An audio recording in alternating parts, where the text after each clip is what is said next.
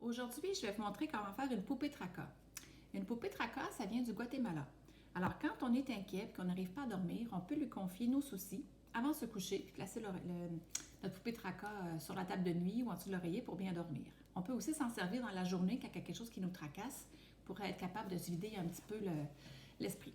Alors, pour faire la poupée tracas, vous allez avoir besoin de restants de carton, de laine, vous allez avoir besoin de colle chaude, de colle blanche, de marqueurs et de petits yeux qui bougent. Alors tout d'abord, dans votre carton, c'est important de découper une grande bande pour être capable d'aller faire le corps. Alors une fois que votre bande est découpée, c'est important d'aller faire la forme de la tête. Si on trouve que c'est trop large, on peut aussi rapetisser. Dans nos retailles, on vient chercher un morceau pour faire les bras. Alors, on découpe et au bout, on vient faire une forme plus arrondie.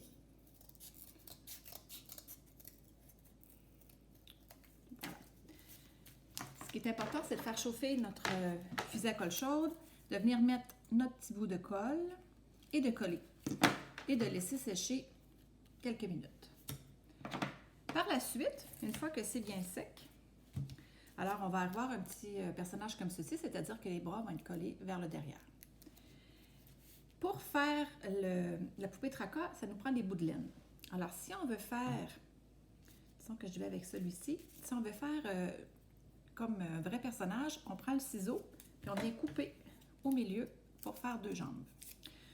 On peut décider de faire une poupée tracas qui porte un pantalon ou on peut décider que la poupée tracas porte une jupe. Ce qui est important, c'est de bien partir, comme au niveau, en dessous des bras, là, au niveau de l'abdomen. De tenir notre petit bout de laine le premier et de venir tourner le plus serré possible et de descendre à la longueur désirée. Quand on arrive tout près de la fin, il faut revenir rentrer notre bout de laine dans le dernier bout de laine pour être sûr que ça ne va pas se défaire. Voilà, et une fois que c'est fait, on peut aller couper le petit restant. Si on veut faire le pantalon, je vais faire un modèle ici où je n'ai pas placé encore les bras. Alors, c'est le même principe. On commence au niveau de l'abdomen, mais on va aller comme coincer notre bout de laine pour commencer. Donc, on fait deux petits tours et ensuite, on vient faire notre jambe. Voilà, et on sera à l'endroit où l'on veut. On laisse un petit peu d'espace parce qu'on va devoir remonter pour aller faire l'autre jambe avec le même principe. Je vais revirer de l'autre côté pour voir si notre fil n'est pas trop croisé, s'il monte assez haut. Voilà. Et quand on a assez de long, on coupe. Puis on va aller rentrer comme tout à l'heure dans le dernier brin de laine pour aller coincer le tout. Et on peut couper ce qui dépasse. Alors, ici, on a le pantalon ou, comme tout à l'heure, la jupe. Alors, si je reprends celui de tout à l'heure, je serais rendue à aller faire le chandail.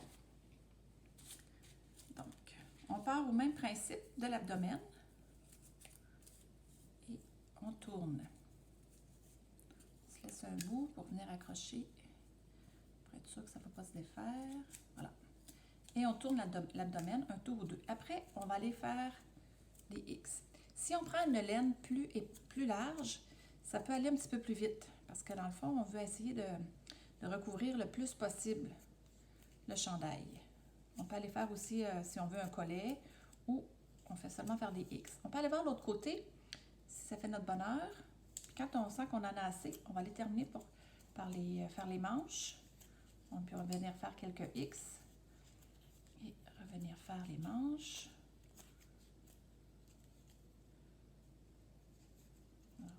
Voilà. Et toujours se trouver un petit coin pour venir coincer notre laine. Il ne faut pas que ça se défasse.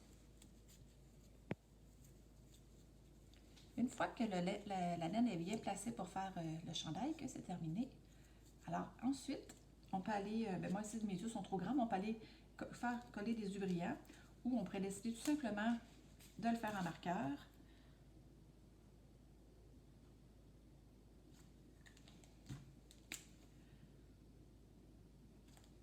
On pourrait décider aussi de faire les cheveux comme dans le modèle ici avec de la laine. Ou on peut tout simplement, avec notre marqueur, aller faire des cheveux à notre personnage. Et voilà! Je vous souhaite une belle aventure avec les poupées Traka.